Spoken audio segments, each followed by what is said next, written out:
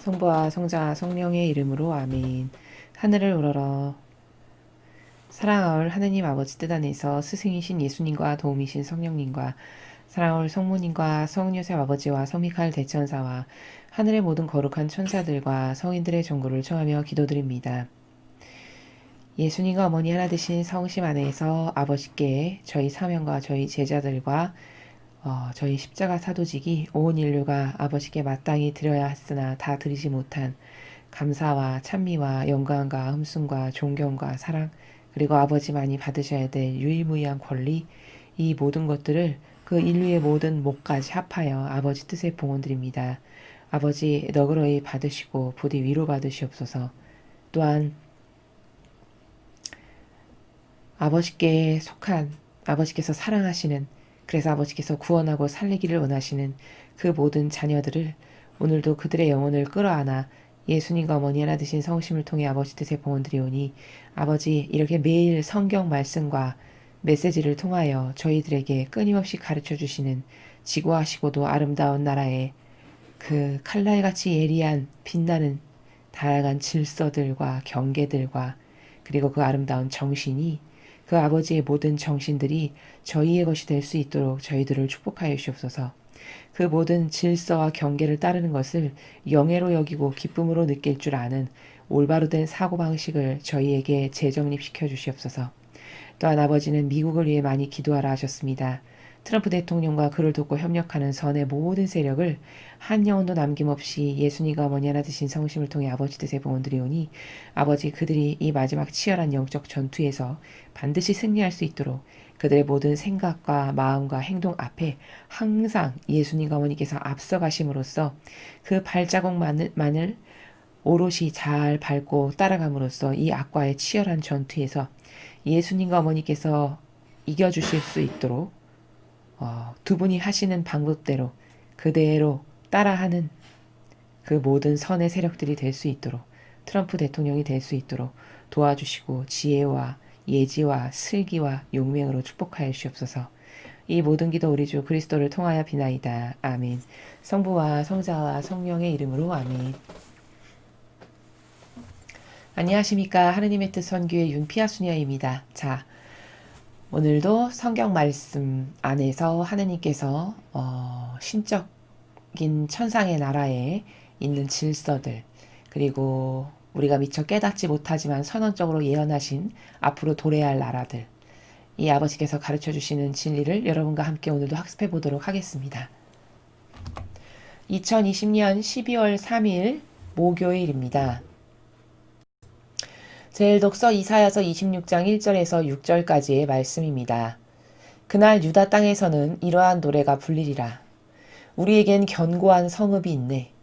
그분께서 우리를 보호하시려고 성벽과 보루를 세우셨네. 신의를 지키는 의로운 결례가 들어가게 너희는 성문들을 열어라. 한결같은 심성을 지닌 그들에게 주님께서 평화를 베푸시니 그들이 주님을 신뢰하기 때문입니다. 너희는 길이길이 주님을 신뢰하여라.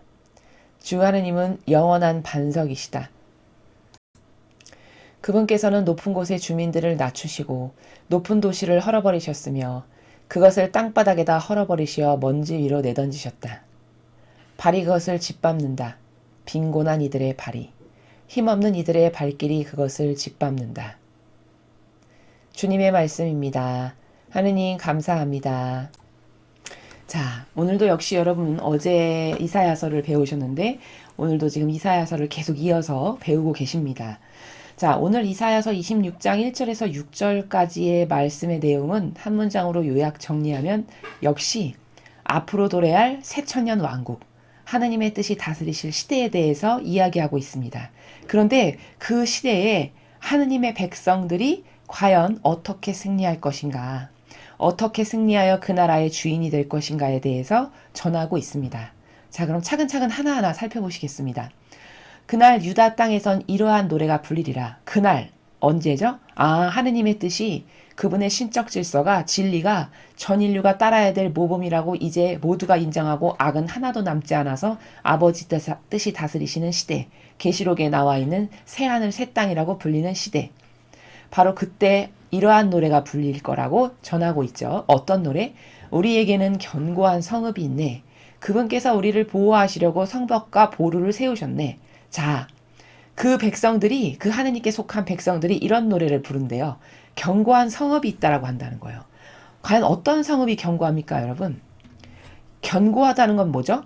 무너지지 않는, 절대 망하지 않는 이런 의미를 갖고 있죠. 그러한 성읍이 있대요, 우리들한테는. 그 새천년 왕국 시대를 살아가는 국민 백성들에게는. 그분께서 우리를 보호하시려고 성벽과 보루를 세우셨네. 자, 근데 그 견고한 절대 무너지지 않고 영원히 망하지 않는 그 성읍은 무엇으로 구성되어 있냐면 성벽과 보루, 주님의 백성들을 보호하시려고 성벽과 보루로 단단하게 다 막아서 있다라는 거죠. 그게 견고한 성읍이죠. 자, 그럼 성벽과 보루가 도대체 무엇인가? 그것은 여러분 성벽과 보루가 있으면 적이 쳐들어올 수가 없죠. 적으로부터 보호하고 막아주는 아주 굳건한 담벼락과 같은 것이죠. 즉 이것은 경계, 우리를 보호하는, 우리가 보호될 수 있는 경계를 바로 성벽과 보루라고 표현하신 겁니다. 그러니까 예수님의 정신에 아름답고 고결한 다양한 가치들을 하나하나 살펴보면 거기는 따를 원칙과 경계가 아주 철두철미하게 있어요. 예수님께는. 바로 그렇게 따를 원칙과 경계가 철두철미하게 우리에게도 있어서, 왜? 예수님을 닮았고 예수님하고 하나 됐으니까요. 그 시대의 주인이 되는 백성들은 예수님의 정신과 어머니의 정신으로 완전히 용해되고 하나 된 사람들이잖아요. 그러니까 예수님처럼 우리들에게도 따라야 될 아주 철두철미한 경계값과 질서가 딱딱 있다는 거죠. 그게 바로 성벽과 보루라는 거예요. 그런 성벽과 보루가 있기 때문에 우리가 악에게 잡혀먹혀가지 않고 마침내 견고한 성읍으로서 보호가 될 수 있어서 새천년 왕국의 주민이 됐다라는 이야기죠. 그럼 바로 그 성벽과 보루가 뭐냐? 예수님과 같이 진리의 근거에서 명확하게 따라야 될 질서와 원칙과 다양한 경계들, 이게 바로 성벽과 보루라는 겁니다. 즉 새천년 왕국의 주인이 될 백성들은 따라야 될 경계가 명확하게 있는 사고방식을 실천하고 살아가는 사람들이라는 뜻입니다. 풀어서 말씀을 드리면. 그렇죠? 그러니까 지금도 딱 보면 알 수 있어요. 여러분을 포함하여 여러분 주변에 있는 가족이나 이웃이나 친지들을 보면 어떤 사람의 사고방식이나 정신이 무엇에 근거하여 따를 원칙이 있어서 절대값이 있어가지고 되는 게 있고 안 되는 게 있고, 이런 사고방식은 주님의 진리만 배우면 절대성으로 빛이 될 수 있는 사고방식들이에요. 그런데 여러분 주변에 있는 사람들 중에서 절대성이 떨어진다. 예를 들어 되는 것도 없고 안 되는 것도 없고 얘도 아니고 아니어도 아니고 물에 물 탄 듯 술에 술 탄 듯 그저 나에게 이익이 되고 좋아지는 거면, 자아가 좋아지고 사욕과 욕망이 채워지는 거면 언제든지 타협이 가능한 이런 사고방식을 누군가 한다. 그러면 이 사람은 새천년 새 왕국이라고 하는 그 새 예루살렘의 시민으로서 살아갈 수가 없다라는 것이 답이 다 나오는 거죠. 그래서 이렇게 여러분이 계속 진리를 배우고 절대적 가치를 배우고 질서를 배우고 경계를 배우시게 되면 지금 살아있어도 저 사람은 천국 갈 사람인지 지옥 갈 사람인지 연옥 갈 사람인지가 훤히 보이게 된다는 겁니다. 여러분이 따라야 될 기준과 질서의 근거에서 보면 저 사람은 절대 천국은 못 가겠구나. 얼마든지 알 수 있죠. 지금 바로 이런 이사야서 26장 1절에 아버지께서 이사야 예언자를 통해서 말씀하시잖아요. 성벽과 보루로서 보호되는 국민인데, 그 성벽과 보루라는 것은 눈에 보이는 막 엄청난 성을, 유물론적인 성을 말하는 게 아니라 그 국민들이 따라가는 정신이 경계값이 투철하게 있고 질서가 투철하게 있어서 그 지켜야 될 것을 완벽하게 지키고 살아가는 사람들이 바로 이 먼 훗날 새천년 왕국의 주민과 백성들이 될 사람들이라는 것을 1절에서 말씀하고 계시다라는 겁니다. 신의를 지키는 의로운 결례가 들어가게 너희는 성문들을 열어라. 자, 신의를 지키는 의로운 결례. 자, 그럼 의로운 결례가 누굽니까? 그렇죠. 예수님을 따르는, 예수님과 하나 된 많은 무리들. 그들이 바로 의로운 결례입니다. 자, 의롭다는 것은 이제 많은 강의에서 설명을 드렸으니까 아시겠지만 희생을 사랑하는 사람이에요. 고통을 사랑하는 사람이고, 누가 그렇게 사셨죠? 예수님과 어머니께서. 아버지 뜻을 이루시기 위해 나에게 다가오는 모든 고통과 희생을 적극적으로 사랑하셨고 오히려 영예로 여기셨던 분이 예수님과 어머니셨어요. 그게 바로 의인의 정신이고 의로움이라는 속성입니다. 자, 그럼 의로운 계라라고 하는 건 역시 뭘까? 이렇게 예수님과 어머니처럼 내가 하나님의 뜻을 이루기 위해서, 즉 예수님과 어머니와 하나 되기 위해서 나에게 고통과 희생이 따랐는데 그걸 기꺼이 받아들이고 수용했고 오히려 그걸 영예로 여겼다. 이러면 그런 사람들이 새천년 왕국의 주인으로서 백성으로서 살아갈 자격이 주어지는 사람들이라는 거예요. 그들이 들어올 수 있게, 이 새천년 왕국의 주민이 될 수 있게끔 성문들을 활짝 열어라, 이렇게 말씀하시죠. 한결같은 심성을 지닌 그들에게 주님께서 평화를 베푸시니 그들이 주님을 신뢰하기 때문입니다. 자, 새천년 왕국의 주인이 될 백성들은 어떤 심성을 지녔냐? 한결같대요. 한결같다라는 뜻은 뭡니까? 거긴 변덕이라는 게 있을 수 없는 정신이죠. 처음과 끝이 똑같은 정신이에요. 거기 뭐 나에게 고통이 다가온다라고 해서 타협을 하거나 협력을 하거나 동조하거나 혹은 포기하거나 물러서거나 이런 것이 없는 정신. 여러분, 예수님이 아버지의 뜻을 사명으로 행하시는 정신을 보십시오. 거기 고통이 다가온다라고 해서 야, 너 십자가에 못 박을 거니까 무서워요, 전 안 할래요, 물러서거나, 혹은 가던 길을 돌아서서 반대로 가거나, 혹은 나는 그렇게까지는 못하겠으니 우리 좀 타협합시다, 타협을 하거나 동조하거나 협력하는 정신이 있으셨나요? 절대 없으셨죠. 어느 정도로 칼날같이 예리한 경계와 잣대를 자신에게 갖고 계셨냐면, 선하신 스승님, 누가 이렇게 부르니까 너 왜 나 선하다고 하냐? 선하신 분은 아버지 한 분뿐이셔. 이 정도로 칼날같이 예리한 경계의 잣대를 자기 자신에게 세우셨어요. 자신의 속성이 하느님과 완전히 된 신인데도 불구하고 인간의 죄악의 육신을 입으셨잖아요. 어쩔 수 없이 지상의 인간의 몸으로 태어나시려다 보니까, 그러니까 그 육신의 한계 정도만큼은 죄악을 가지고 있다라고 하는 그 한계성 때문에 절대 나는 선하지 않다라고 스스로에게 그 정의의 칼날의 잣대를 대서 말씀하시는 이 정신, 얼마나 고결하고 아름답습니까? 그쵸? 바로 이게 예수님께서 아버지의 뜻을 얼마나 명확한 질서와 경계와 절대값의 정신으로 수행하셨는지를 우리가 확인할 수 있는 부분이죠. 이게 바로 한결 같은 거예요. 이게 바로 물러섬이 없는 거고, 이게 바로 신뢰하는 정신이죠. 그렇게 예수님이 아버지의 뜻을 한결같이 아버지를 정말 신뢰하고 하나 되셔서 돌아가시기 직전까지 수행하셨던 것처럼, 그런 것처럼 이 시대의 주인공이 될 백성들도 한결같은 심성을 지녔대요. 그러니까 변덕스럽거나 혹은 타협하거나 마귀랑 협력하거나 동조하거나 포기하거나 물러서는 것이 없는 그런 속성을 지닌 사람들. 그게 왜 가능하냐? 하나님을 그만큼 사랑하고 신뢰하니까. 그런 영혼들에게 하나님 아버지께서는 평화를 베푸시겠다는 거예요. 새천년 왕국의 그 주민들에게, 주인공이 될 바로 그들에게. 너희는 길이길이 주님을 신뢰하여라. 즉 영원 무궁토록 예수님을 신뢰하여라. 주 하느님은 영원한 반석이시다. 자, 여러분, 반석이 뭡니까? 견고하고 튼튼하기가 이 세상의 그 어떤 것도 예수님의 정신, 즉 하느님 아버지의 그 진리, 아버지의 그 위대하신 정신, 그것이 바로 반석이신데, 그 반석과 이 세상의 어떤 것도 비교할 수가 없다는 거예요. 반석은 오로지 유일한 한 분이신 아버지 한 분뿐이시라는 거죠.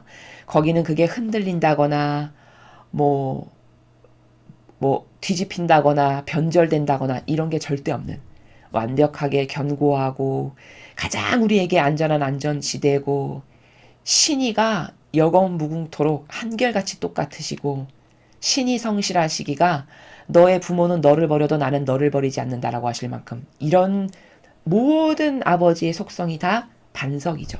그러니 우리는 어디에만 희망을 둬야 되는 게 올바른 정신일까요?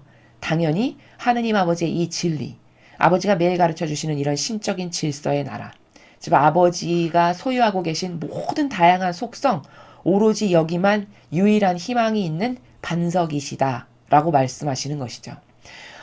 여러분,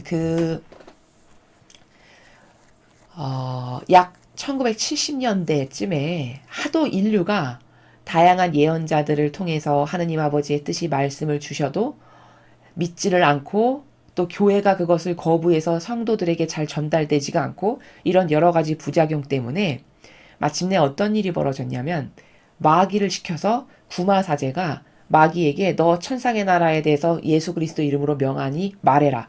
이렇게 해서 그 마귀가 천상은 이런 곳이다. 지옥은 이런 곳이다. 이렇게 말해서 묶은 책이 있습니다. 그 책을 보면 사탄, 우리가 이야기하는 사탄, 그게 바로 어디서부터 시작됐냐? 천사가 변질된 것이 사탄의 시작입니다. 놀라우시죠? 여기서 우리가 발견할 수 있는 원리가 있는데 고로 우리는 천사도 냉정히 말하면 엄밀히 말하면 완벽하다라고 할 수가 없다는 거예요. 왜? 이렇게 변질돼서 루치퍼가 바로 천사가 변질된 거잖아요. 이렇게 하느님 곁에서 수발을 드는 천사도 얼마든지 변질돼서 지옥의 나락으로 떨어지는 마귀의 우두머리가 될 수 있는 것이 이 모든 피조물은 다 이렇게 부족함 자체라는 거예요. 그러니 어떤 것도 희망을 걸 게 없고 어떤 것도 변질되지 않을 것이 없다라는 것이 이렇게 입증이 되죠. 하다못해 천사도 우리가 알고 있는 루치퍼만 해도 그게 원래 천사였는데 마귀로 변질된 거잖아요. 인간을 시기 질투해서 아담과 하와를 꼬드겨내는 역할을 했고 그래서 마귀로 변질된. 그래서 덕분에 그 마귀에게 넘어간 어리석은 인간인 아담과 하와도 죄인이 돼버린. 이렇게 모든 하느님이 만드신 다양한 피조물은 완벽한 게 없어요. 인간은 자기의 뜻을 가졌기 때문에 완벽하지가 못하고 천사도 바로 이런 마귀의 유혹에 넘어가서 변질될 수가 있기 때문에 완벽하지가 못해요. 그럼 유일하게 온 우주 만물 중에서 완벽한 반석은 어디만 있을까요? 오로지 하느님 아버지와 예수님과 어머니밖에 안 계시다는 게 답이죠. 그래서 여기 주 하느님은 영원한 반석이시다. 그러니까 우리가 유일하게 희망을 둬야 될 건 오로지 하느님과 예수님과 어머니와 성령 하느님 이 네 분밖에는 없구나가 답이라는 거예요. 거기에만 유일하게 희망을 두고 그게 가장 내 영혼의 안전한 유일한 안전지대이기 때문에 항상 내 영혼을 하느님께 예수님과 어머니께 맡겨드리고 봉헌드리고 의탁드리는 건 바로 그래서다. 변질되지 않을 유일무이한 완벽한 안전지대이기 때문이다. 라는 것을 4절을 통해서 우리가 확인할 수 있습니다. 그분께서는 높은 곳의 주민들을 낮추시고 높은 도시를 헐어버리셨으며 그것을 땅바닥에다 헐어버리시어 먼지 위로 내던지셨다. 자, 5절은 무엇을 말씀하시냐? 자, 그날에 그 새천년 왕국이 됐을 때 어떻게 전세가 역전될 거냐면 여태까지 높은 곳의 주민으로 살았고 높은 도시로 살았어요. 이 말은 뭘까? 세상에서 떵떵거리면서 남을 지배하는, 높다라는 것은 낮은 곳이 있다란 말이죠. 그런 그 낮은 곳의 주민과 낮은 도시 위에 군림하는 세력. 그래서 자신이 갖고 있는 명예와 돈과 지위와 여러 가지 누리는 것들로 그 낮은 곳의 주민들을 핍박하고 억누르고 억압하고 이렇게 살았던 그런 세력 있죠. 하느님을 흉내낸 변질된 왕으로서 살아갔던 세력. 그게 바로 높은 곳의 주민, 높은 도시로 상징되는 비유로 상징되는 그런 세력이에요. 그게 바로 지금 시대로 말하면 프리메이슨, 일루미나티, 딥스테이트, 공산주의 세력, 뭐 이런 기타 등등 이런 모든 세력이 높은 곳의 주민이고 높은 도시로 상징되는 세력이다. 근데 그것을 헐어버리신대요. 그리고 땅바닥에다가 먼지 위로 헐어버리셔서 먼지 위로 내던지셨다. 무슨 말일까요? 먼지 위로 내던졌다는 거는 이제 먼지로 산산조각 바스러져서 여러분 먼지가 소생할 가능성이 있습니까? 훅 불어버리면 날려버리는 소멸되는 게 먼지죠. 바로 이렇게 아버지만이 다스리셔야 되고 아버지의 다스림만이 참되고 올바르고 완벽하고 아버지만이 통치하셔야 되는데 그 아버지의 통치를 훔쳐다가 왕처럼 모든 인간 위에 군림하는 세력으로서 지배자로서 그리고 자신들이 만든 제도와 전통으로서 영혼을 억압하고 겁박하고 짓눌렀던 수많은 인류의 세력들이 있었잖아요. 과거에 그 세력들이 제국으로 표현되는데 한번 흥했다가 모든 제국이 망하죠. 그럼 또 달리 그 세력을 이어받아서 다른 제국이 흥했다가 또 새가 다는 망하고 인류는 이 역사의 반복이거든요. 그렇게 해서 과거에 많은 제국이 망했고 지금 힘을 쓰는 제국이 바로 전체주의로 인류를 다스려보고자 하는 뉴월드 오더라고 하는 세력이 지금 이제 왕처럼 솟아있는 세력들이에요. 그리고 이 뉴월드 오더에 하나 돼서 똘똘 뭉쳐서 협력하고자 하는 게 바로 뭐 일루미나티, 프리메이슨, 공산주의, 교황권, 뭐 기타 등등. 이런 세력들이거든요. 바로 그런 것이 먼지 위로 내던져 버리신대요. 그런 세력을. 그럼 이거는 먼지로 갈아버려가지고 후 불면 날아갈 만큼 이런 완벽한 패망으로 망하게 하시겠다라는 뜻이죠. 자, 그렇게 해서 먼지로 짓밟혀지는 그 세력이 어떻게 되냐? 발이 이제 그걸 짓밟는데요. 누구의 발이? 빈곤한 이들의 발이. 힘없는 이들의 발길이 이제 전세가 역전돼서 떵떵거리며 온 인류를 제도와 전통으로 억압하고 겁박하고 짓누르며 다스리고 이분법 신분질서로 나는 왕이고 너는 내 말을 들어야 되는 자. 너는 어리석고 비루하고 내가 통치하는 것을 들어야 되는 자라고 해서 떵떵거리며 인류 위에 군림했던 하느님의 통치를 빼앗아서 왕처럼 살았던 이런 다양한 세력 있죠. 이 세력이 이제는 거꾸로 먼지가 돼서 땅 위로 집어 던져져 가지고 누구의 발에 짓밟히냐 이 세력이 빈곤한 이들, 힘없는 이들의 발길에 채이고 짓밟히고 망한다는 이야기죠. 그럼 빈곤한 힘없는 이들은 누굽니까? 여태까지 그 주된 세력에 의해서 억압당하고 짓눌리고 통치를 받았던 그 인간의 역겨운 제도와 전통으로 떵떵거리며 다스렸던 그 사람 밑에서 그들이 짜놓은 프레임 안에서 살 수밖에 없었던 군림하는 그들 밑에 마치 노예와도 같이 보이지 않는 프레임에 갇혀서 그들이 짜놓은 프레임으로 살 수밖에 없었던 가련한 사람들 있잖아요. 그들이 바로 빈곤한 이들이고 힘없는 이들이에요. 힘이 없죠. 그 전체주의 세력에 대들었다간 핍박당하고 혹은 죽임당하고 혹은 내몰리고 여태까지 인류는 그런 세력의 반복이었잖아요. 그리고 지금 전체주의라는 시스템을 구현하라고 하는 뉴 월드 오더라는 것도 뭐죠? 소수의 엘리트 전 세계에서 돈 많고 가진 것 많고 똑똑하고 이런 사람들이 자신들이 소수의 엘리트 계층이라는 거예요. 자신들이 다스려야만 인류는 똑바로 다스릴 수 있고 이 사람들의 주된 생각은 신이 없다라고 생각하고 자기가 신이라고 생각하는 사람들입니다. 조지 소로스가 대표적인 인물이죠. 이 사람은 유대인이지만 절대 신을 믿지 않아요. 이 사람의 사고방식은 어느 정도로 막이냐면 신은 없고 오히려 내가 신이다라고 생각하는 사람이에요. 내가 똑똑하고 돈 많고 잘났고 전 인류를 다스릴 만한 능력이 나 같은 사람에게나 있다. 그리고 다른 모든 75억의 대다수의 비루한 인간들은 내가 다스려줘야 그들에게도 좋은 거다. 왜? 그들은 멍청하고 힘없고 돈 없고 비루하고 무식하니까 나 같은 엘리트 세력이 다스려야 그들에게도 좋아지는 거야. 이런 사고방식으로 무장된 사람이 조지 소로스와 같은 헨리 키신저와 같은 세력이에요. 그들이 지금 딥스테이트의 최상위 우두머리 계층이라고 아직까지 밝혀진 바에 의하면 그렇다라는 거죠. 그들이 인류를 겁박하고 억압하고 짓누르는 세력이에요. 여기에 교황권도 예외가 아니죠. 교황권은 수많은 종교를 통합해서 그 전체 종교의 우두머리로 쓰고자 하는 일을 하고 있음을 우리가 종교연합을 도모하는 것을 통해서 확인했죠. 이렇게 다양한 엘리트들이 모여서 전 세계를 이제 우리가 다스립시다.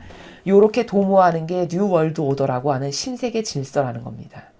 그런데 그들이 먼지로 만들어버려가지고 오히려 그들이 무시하고 깔받고 이 사람들은 우리가 통치해야만 잘 살 수 있어. 너무 비루하고 무식하고 가진 거 없고 배운 거 없으니까 라고 하는 그런 빈곤하고 힘없던 이들이 오히려 이제 그 세력을 짓밟아가지고 먼지로 만들어버리는 이런 시대가 온다라는 겁니다. 이게 언제 올까요? 이게 새천년 왕국이 되면 바로 이렇게 되겠죠.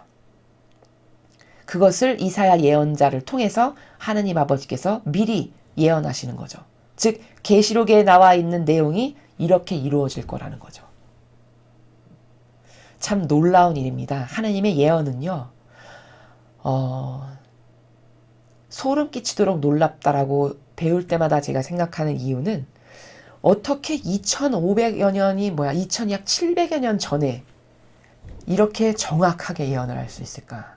이건 절대 사람이 할 수 없는 일이구나. 고로 하느님은 정말 계시고 정말 완벽하시구나. 라는 것을 인정할 수밖에 없는 게 이런 예언의 말씀을 들을 때마다 소름 끼치도록 완벽하신 하느님의 전지전능하심을 우리가 발견하고 깨닫는다는 것이죠. 여러분 이렇게 선포하셨으니까 이날은 반드시 옵니다. 그리고 하느님의 백성이 과연 새천년 왕국의 어떻게 주인이 되고 어떻게 승리할 건가. 이제 저쯤 되면 세력이 전세가 완전히 뒤집히는 거죠. 지금 하염없이 힘없고 제도와 전통으로 모든 전방위적인 측면에서 억누르고 짓눌려져서 인간의 제도와 통치 아래 다스림을 받으면서 살아가는 힘없고 가련한 이 백성들이 이제 아버지의 뜻 진리 선의 세력이 승리하면 이 마귀가 완전히 죽어 없어질 거고 멸망할 거고, 그렇게 되면 이 짓눌려졌던 선의 세력이 아버지께 속한 선의 백성들이 이제 주도적으로 전 세계를 아버지의 뜻 안에서 살아가는 주도적인 세력이 될 거라는 거죠. 그게 바로 5절과 6절을 통해서 확인할 수 있는 내용이다. 그리고 이것은 더 확실하게 확인할 수밖에 없고 확실하게 받아들일 수밖에 없는 내용. 그것은 왜 그러냐면 이 같은 나라를 계시록에서도 볼 수 있기 때문이죠. 에제키엘서도 마지막 시대에 대해서 예언을 해놨어요. 이렇게 하느님의 많은 일꾼들을 통해서 벌써 구약 때부터 이렇게 새천년 왕국에 도래할 것을 하느님은 다 예언하셨다. 사람의 지력이 떨어져서 무슨 말인지를 알아듣지 못해서지, 하나님은 이렇게 벌써 미리 수천 년 전부터 마지막 시대가 올 거고 그때 하나님의 백성이 어떻게 승리할 거고 어떻게 전세가 역전될 것을 다 써놓으셨단 말이죠. 이 시대가 급박하게 도래할 것을 우리는 이제 확인했으니 이 시대를 맞이하는 주인공이 될 수 있는 사람들이 되도록 우리의 잘못된 사고방식과 정신을 계속 갈아엎어서 정신에 혁명을 일으키지 않으면 안 된다 라는 것을 여러분에게 말씀드립니다. 자, 계속해서 복음 말씀 함께 보시겠습니다. 마태오복음 7장 21절, 24절에서 27절까지 말씀입니다. 주님 영광 받으소서. 그때 예수님께서 제자들에게 말씀하셨다. 나에게 주님 주님 한다고 모두 하늘나라에 들어가는 것이 아니다. 하늘에 계신 내 아버지의 뜻을 실행하는 이라야 들어간다. 그러므로 나의 이 말을 듣고 실행하는 이는 모두 자기 집을 반석 위에 지은 슬기로운 사람과 같을 것이다. 비가 내려 강물이 밀려오고 바람이 불어 그 집에 들이쳤지만 무너지지 않았다. 반석 위에 세워졌기 때문이다. 그러나 나의 이 말을 듣고 실행하지 않는 자는 모두 자기 집을 모래 위에 지은 어리석은 사람과 같다. 비가 내려 강물이 밀려오고 바람이 불어 그 집에 휘몰아치자 무너져 버렸다. 완전히 무너지고 말았다. 주님의 말씀입니다. 그리스도님 찬미합니다. 자, 오늘 마테오복음을 통해서 예수님께서 제자들에게 말씀하신 이 내용은 무슨 내용이냐? 도대체 신앙생활이라는 게 뭔가라는 겁니다. 우리는 제가 많은 강의에서 말씀을 드렸듯이 피상과 망상과 그리고 다 막연한 사고방식으로 가득해요. 대다수의 진리를 모르는 사람들이. 그런데 천상의 나라라는 것은요, 이런 망상과 피상과 대충 하는 이 정신으로는 절대 갈 수 없는 게 천상의 나라입니다. 먼저 이런 기본 전제 조건을 똑바로 알아야만 여러분이 올바르게 도전을 하실 수 있어요. 천상에 가는 거, 영원히 하느님과 거룩한 이들과 함께 그 아름답고 부족함이라고는 찾아볼 수 없다라고 말씀하시는 그 나라에서 살아가는 걸 싫어할 사람은 아무도 없습니다. 심지어 하느님을 모르는 사람까지도 저에게 수녀님 기도해 주세요 라고 말씀하시는 건 왜일까? 본능적으로 하느님의 모상을 닮아서 창조된 그 본성이 그 하느님의 나라에 대한 갈망이 있기 때문이에요. 하느님을 잘 몰라도. 천상에 가고 싶어 하는 건 비종교인도 다 마찬가지라는 거죠. 자, 그러면 자, 가고 싶은 이 목적성이 설정됐으면 어떻게 해야 갈 수 있을까를 이제는 알아야 되겠죠. 이 프로세스를 알아야 올바르게 도전을 할 수 있으니까요. 자, 그럼 어떻게 해야 갈 수 있냐 도대체? 그 첫 번째 기본은 뭐냐면 막연해서는 절대 못 간다예요. 기본이. 뭔가 대충 해서는 절대 못 간답니다. 뭔가 실행하는 게 없고서는 절대 못 간다. 이게 답입니다. 이 세상하고는 완전히 달라요. 눈에 보이지 않지만 이게 구체적으로 만져지지 않는 것은 차원의 세계가 달라서지 그 세계가 없어서가 아니라는 거예요.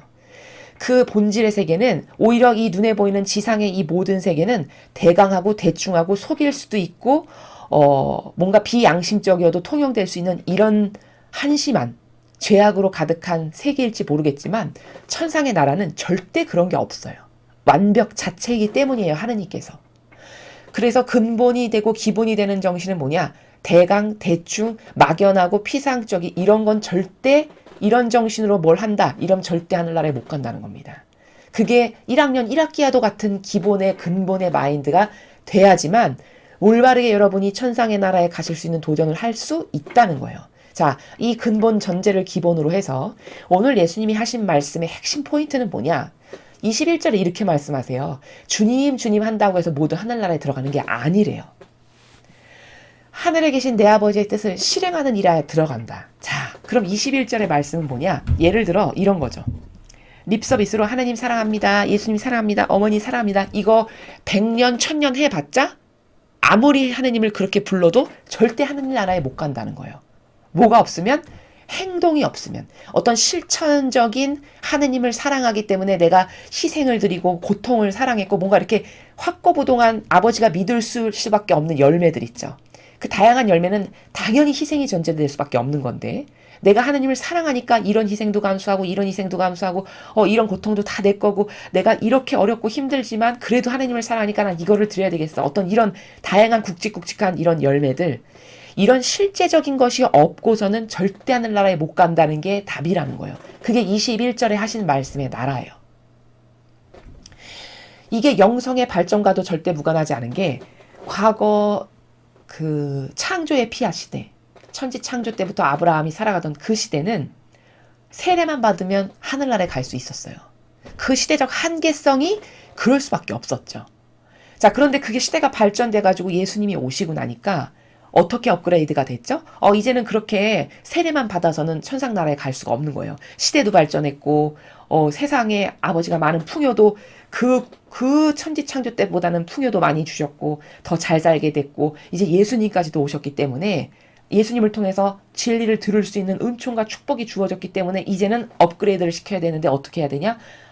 예수님이 메시아고 그리스도라는 것을 진짜 믿어. 그러면 구원받을 수 있는 시대로 업그레이드가 됐어요. 자, 그러면 이제 지금 우리는 이제 도래할 성화의 시대라고 우리가 부르고 피아 시대라고도 부르는데 이 성화의 시대는 거룩하게 되지 않으면 절대 하늘나라에 못 가는 시대예요. 그럼 어떻게 거룩하게 되냐? 성화, 거룩하게 된다는 거잖아요. 인간은 절대 거룩해질 수가 없어요. 어느 누구도. 왜? 원죄를 이미 갖고 태어났고 이 지상에서 살아가는 수많은 역겨운 자신의 뜻으로 지은 죄 때문에 절대 거룩해질 수가 없다. 이게 답이에요. 그럼 어떻게 너희는 하느님이 거룩하신 것처럼 거룩하게 되라. 성경에 나오는 이 말씀 도대체 무슨 말이냐? 거룩하신 분은 아버지 한 분뿐이시죠. 심지어 예수님은 자신의 신성이 아버지와 똑같으신데도 불구하고 아버지를 모시고 사셨는데도 불구하고 거룩하지 않다라고 거부하실 만큼 인성을 갖고 있는 이 인성의 무게를, 이 인성이라고 하는 죄악의 무게 때문에 나는 완벽하지 않다라고 고백하셨어요. 자, 그러면 그 정도로 거룩하다라는 것은 하느님 한 분뿐이 밖에는 안 계시다라는 거예요. 그럼 내가 거룩해지려면 어떻게 될까? 이 하느님과 완전히 하나 돼야 돼요. 이렇게 하느님과 완전히 하나 된다라는 것은 다른 말로 풀어서 얘기하면 뭐죠? 그 아버지의 뜻이 제 뜻입니다. 거룩하신 분의 뜻이. 저는 절대 제 자아나 제 기호나 정서나 제 기준, 제 선, 이런 거 저는 절대 거부해요. 감히 이런 죄악을 끌고 어떻게 하늘나라에 갑니까? 이게 기본이에요. 그러니 저는 아버지의 뜻이 제 뜻입니다. 이제 저는 아버지의 뜻에 완전히 용해됐어요. 하느님 아버지께서 원하시는 것만을 저는 행합니다. 이게 기본이에요, 기본. 그리고서 아버지가 원하시는 것을 마치 2000년 전에 예수님과 어머니께서 이 지상 생활에서 하나님이 원하시는 것만을 행하셨던 것과 똑같이 나도 이 지상에서 오늘도 아버지의 권리를 되찾아드리는, 그리고 마귀가 뭔가 아버지께 역겹게 했으면 그거 대신 배상보속하고, 또 내가 뭘 아버지와 일치해서 살지 못했던 많은 그 빈 공간들을 매 순간순간 배상보속하고, 또 아버지가 이렇게 하면 좋아하시겠지? 그거 좋아하실 것 때문에 희생하고, 나에게 고통이 다가는데 아버지가 허락하신 거야. 이래서 그 고통을 사랑하는 어떤 이런 실제적인 아버지의 뜻을 행하는 열매를 맺어야만 넌 하늘나라에 간다 라고 가르쳐 주시는 거죠. 자, 그러므로 나의 이 말을 듣고 실행하는 이는 모두 자기 집을 반석 위에 지은 슬기로운 사람과 같을 것이다. 자, 이렇게 실행하는 자와 이 뒤에 가면 실행하지 않는 자, 두 부류로 말씀하시잖아요. 그러니까 립서비스만 하느님 사랑합니다, 예수님 사랑합니다, 성모님 사랑합니다, 이거는 1000년을 해도 못 가지만 예수님과 같은 정신으로 아버지를 사랑해서 진리를 보호하고 수호하기 위해서 주님의 정의를 지키기 위해서 나에게 어떤 희생과 고통이 찾아와도 아닌 것을 아니다라고 했다. 예를 들어. 그럼 이 사람은 아버지 뜻을 행한 게 있는 거예요. 즉 하느님 나라는 이 마지막 시대는 어떻게 해야 갈 수 있냐? 공로로 가는데 그 공로라는 건 뭐냐? 천상의 왕국을 건설하는데 참여한 것만큼 갈 수 있어요.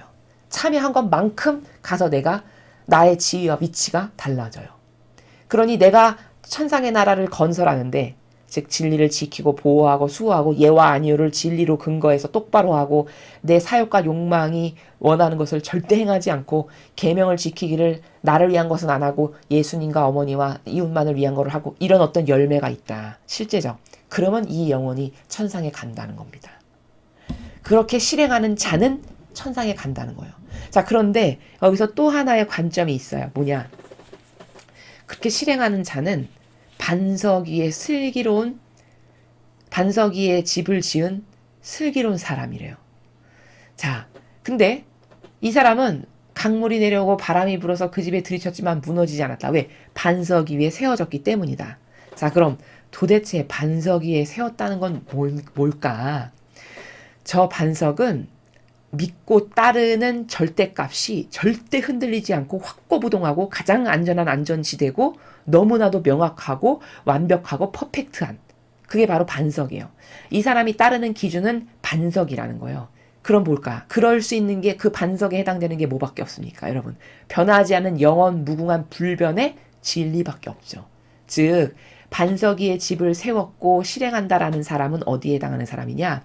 자기가 따를 기준이 너무나도 명확하고 퍼펙트하고 완벽한 것이 진리밖에 없어.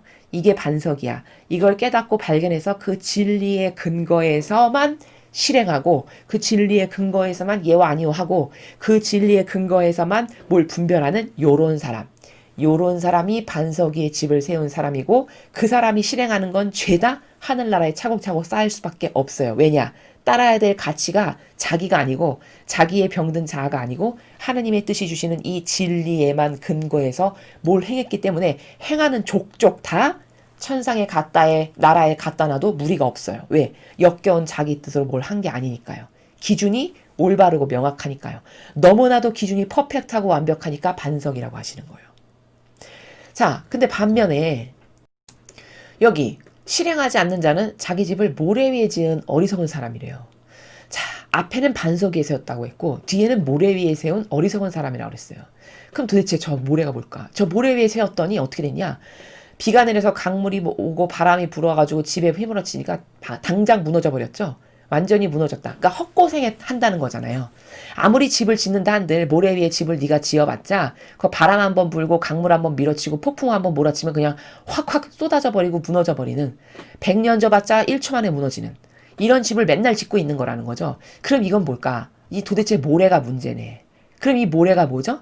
아, 따라야 될 기준이 인간의 뜻이 조작해 만든 제도와 전통이라는 겁니다. 이 모래 위에 졌다라는 이 모래가. 자, 고로 하느님의 뜻 진리에 근거한 반석 위에서 뭐를 행하지 않고 진리라고 하는 퍼펙트한 절대적 가치에 의해서 옳고 그르고 예와 아니오를 하고 아닌 것은 절대 안 하고 예인 것은 목에 칼이 들어도 하는 이것은 반석 위에 세운 거기 때문에 여긴 어떤 시련과 역경이 몰아쳐도 내가 따라야 될 질서가 너무나도 정확하고 명확하고 그거에 대한 확신으로 가득 찼기 때문에 절대 흔들리지 않는다는 거죠. 근데 모래에 졌다는 것은 수십 대때로 흔들린다는 거예요. 조금만 뭐가 불어닥치고 조금만 고통이 닥치고 조금만 내가 불리하고 조금만 뭔가 고통이 와도 흔들흔들하다는 거죠. 그럼 왜 흔들흔들할까? 그 기준값이 완벽하지가 않으니까. 그 가치가 절대성이거나 유일성이 아니니까. 그럼 그렇게 절대성과 유일성이 아닌 가치는 뭐예요? 인간이 세운 제도와 전통이죠. 여러분, 인간이 만들어 놓은 조작해서 하느님을 본따서 착한 척 온갖 코스프레 하면서 만든 제도와 전통이 완벽한 거 보셨습니까? 완벽한 거 지구상에서 단 하나도 없었어요. 그러니까 수많은 제국이 인간의 뜻으로 제도와 전통을 만들었는데 또 망하고 또 망하고 또 세워지면 또 망하고 왜 계속 망할 수밖에 없었을까요? 그 따르는 기준과 절대값의 그 질서가 완벽하지 않으니까 망할 수밖에요. 여기 앞에서 배우셨죠? 영원히 망하지 않는다고. 아까 이사야서에서 이렇게 말씀하시잖아요. 견고한 성읍이라고. 성벽과 보루가 너무나 탄탄해가지고 절대 막 무너지지 않는 견고한 성읍이라고 하셨잖아요. 그건 왜 견고할까? 그 따라야 될 가치의 기준이 퍼펙트한 진리니까. 그 진리의 근거에서 뭔가를 행하고 말고 분별하고 예와 아니오를 하니까 당연히 완벽한 기준의 근거에서 하니까 무너질 리가 없죠. 그렇지만 여기 모래라는 것은 순식간에 와르르 무너질 수 있는, 그럼 이건 뭘까요? 인간의 뜻이 만든 제도와 전통이에요. 공산주의가 만든 제도와 전통이 여기에 해당하고, 바로 로마 가톨릭이 만든 제도와 전통이 여기에 해당하고, 수많은 인류의 위대하다라고 했던 제국들이 있었잖아요. 바빌론 제국이 있었고, 페르시아 제국이 있었고, 그리스 제국이 있었고, 로마 제국이 있었고, 다 한때 부귀영화를 누리며 찬란할 것 같았던 그 영광과 영예들이 다 지금 어디 갔습니까? 다 망해서 없어졌어요. 그럼 왜 망할까요? 그 따라야 될 기준, 가치, 질서가 완벽한 게 아니니까요. 그게 다 인간의 뜻이 누룩으로 섞어 만든 제도와 전통을 따르고 살았기 때문에 꽃처럼 잠깐 반짝했다가 다 무너져 내리고 또 망하고 또 망하고 또 망하고를 반복하는 게 인류의 역사일 수밖에요. 그러니까 마찬가지라는 거예요.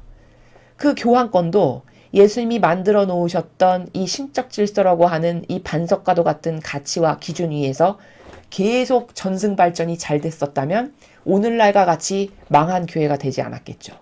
근데 인간의 뜻이 거기 누룩을 대를 거듭할수록, 세대를 거듭할수록 조금씩 0.1 마이크로그램씩 계속 넣었다라고 해보세요. 2000년 동안. 어떻게 될까요? 2000년 후에는 완전 썩은 게 되겠죠. 그래서 지금 이렇게 이 지경이, 오죽하면 하느님 아버지께서 영혼 암살자라고 이 교회를 말씀하세요. 아버지께서 직접. 그리고 열쇠가 되돌려졌다라고 말씀하실 만큼 변질된 교회가 돼버린 거죠. 그건 왜 그럴까? 따를 가치 기준이 인간의 뜻이 조작해서 만든 제도와 전통으로 변질됐기 때문에 그래요. 여러분, 바리사의 율법학자들이 왜 망했습니까? 거기 아버지의 뜻이 모세를 통해서 주신 완벽한 10개의 계명이 있었는데 그 10개의 계명을 마치 하나님을 엄청 잘 모시는 것처럼 온갖 코스프레와 치장을 겸비해서 우리는 하나님을 이렇게 절두철미하게 잘 모시는 집단이야 라고 남에게 코스프레하면서 613개로 늘려놨죠. 엄청 많은 조문으로. 그럼 613개라는 조문이 진짜 퍼펙트하고 완벽하고 참된 거였으면 예수님이 오셔서 바리새 율법학자를 칭찬하셨겠죠. 너희는 정말 하느님을 잘 모시고 있어. 완벽해. 퍼펙트해. 근데 단 한 번도 바리새 율법학자는 칭찬을 안 하셨어요. 오히려 저주받을 것들, 못 듣게 하시려고, 내 양들은 내 목소리를 알아듣는다. 이렇게 선을 긋고 경계값을 오히려 설정하셨어요. 왜 그러셨을까요? 그렇게 완벽하신 예수님께서, 아버지의 뜻에 완전히 용해되신 그분께서 왜 그렇게 하셨을까요? 그게 다 역겨운 변질된 제도와 전통이었기 때문인 거죠. 사람을 속이는, 하느님을 엄청 잘 모시는 것처럼 사람을 속여가지고 이스라엘의 모든 사람이 율법학자와 바리사이가 하느님을 모시는 최고의 엘리트 그룹이라고 착각하고 산 거 아니에요. 그래서 영원 무궁토록 거기다 양식을 댄 거잖아요. 하느님을 잘 모시는 그룹이라고. 그 양식을 대면 나도 셀럽이 된 것 같고 나도 하느님을 잘 모시는 것처럼 착각하게끔 만든 게 바로 마귀가 바리새 율법학자 영혼 안에서 이스라엘 백성을 가지고 놓은 거죠. 근데 깨닫질 못한 거죠. 끝끝내. 그래서 심지어 나라가 망했잖아요. 1800여 년 동안. 여러분, 인류에서요, 아무리 못 사는 나라도 1800여 년 동안 망해서 떠돌이한 나라는 이스라엘이 유일합니다. 하느님을 믿었다라고 하는데 그저 그 정도로 패망한 나라가 됐어요. 하느님 모르는 나라, 아프리카의 그런 나라도 1802년 이상을 망해서 떠돌아다닌 나라는 없다고요. 인류 역사에서. 그럼 이게 얼마나 무서운 건지 아시겠습니까? 하느님을 모르는, 우리가 소위 미개하다라고 하는 아프리카의 그런 부족민들도 그렇게 오랜 기간 저주를 받은 민족이 없다고요. 그럼 1800여 년 이상을 떠돌이 생활을 했다는 건 진짜 실로 상상을 초월하는 벌을 받은 거죠. 하느님으로부터. 그럼 도대체 왜 그랬을까요? 안 믿는 자녀도 그렇게 호되게 벌을 받진 않았는데. 이게 무서운 게 뭐냐면, 축복을 받았다는 것은 좋아만 할 것이 아니라 축복받았으면 받은 값을 해야 됩니다. 이게 질서예요. 원리예요. 그래서 예수님은 이 질서와 원리를 성경에서 너는 나를 몰랐던 게 낫다라는 게 무슨 말이냐. 하느님으로부터 많은 축복을 받았잖아요. 그런 그 값을 해야 돼요. 오히려 축복 못 받은 사람보다도 더 불행해지는 건 뭐냐. 많은 것을 받았는데 그 값을 못하면 저주받은 게 돼버려요. 지옥 가는. 지옥의 직행버스 타고 가는. 왜 그럴까? 투자를 많이 했는데 걷어들이는 건 하나도 없고 맨날 악의 씨앗만 뿌린다. 이러면 하느님 입장에서는 그 공정하신 정의가 거기에 징계를 가야 되는 게 너무나도 당연하죠. 차라리 하느님을 몰랐어. 그럼 영향력은 안 끼친단 말이죠. 근데 하느님을 잘 알고 뭐 하느님에 대해서 맨날 말하는 이런 집단이야.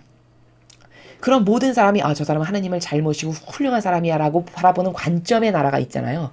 근데 그 관점의 나라에서 그들을 바라보고 그들에게 그렇게 열심히 동조하고 협력하는데 그들이 마귀의 것을 맨날 가르친다. 그럼 얼마나 많은 나쁜 영향력을 끼치는 겁니까? 그렇죠? 그러니까 그것을 끼친 것만큼 받아야 되기 때문에 이스라엘이 그렇게 수천 년 동안 나라 없이 떠돌고 저주받은 민족이 된 거라는 거죠. 이게 굉장히 무서운 진실인데 사람은 이런 진실을 분석하거나 깨닫는 데 있어서 굉장히 굼떠요. 그것은 사고방식이 무엇에 근거해서 분석하는 기준이 없어서라는 거죠.